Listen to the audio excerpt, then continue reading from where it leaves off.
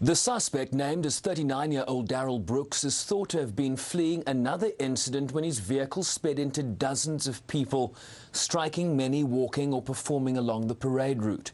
Authorities have indicated that the victim toll could change as local hospitals continue to treat dozens of patients, many in intensive care.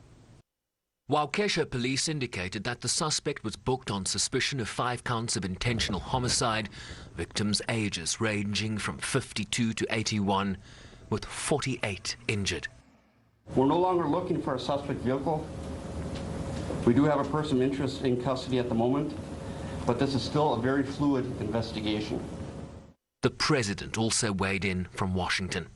Well, we don't have all the facts and details yet. We know this morning that 5 families in Waukesha are facing fresh grief of a life without a loved one.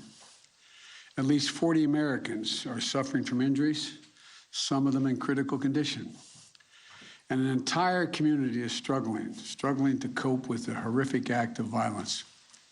Last night, the people of Waukesha were gathered to celebrate the start of a season of hope and togetherness and Thanksgiving.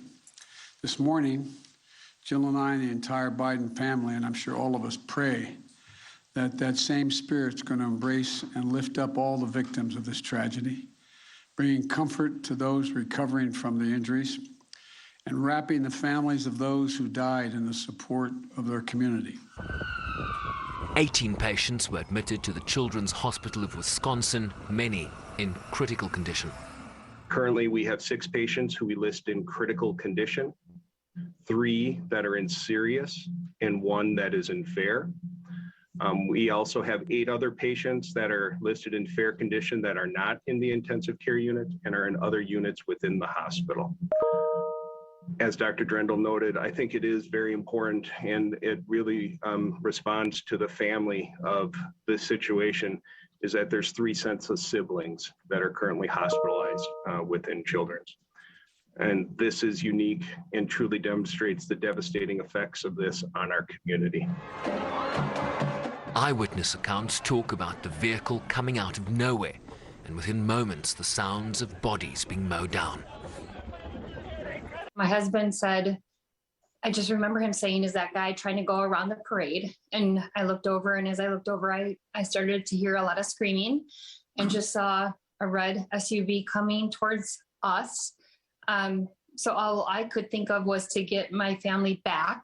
And as we were getting back, I heard and saw the people being hit, but what you could do more than seeing is hearing, and just that sound was insane. So we got back towards the building we were standing in front of, and as he went by, it was like everybody keeps saying, it was just kind of slow motion. It was just a lot of silence. You saw the people on the ground.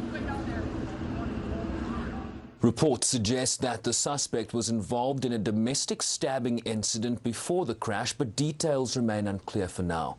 Police say he fled the scene of the earlier incident before they arrived and has a lengthy criminal history, including charges of second-degree reckless endangerment, disorderly conduct and battery, among others. Sherwin Briceby's SABC News, New York.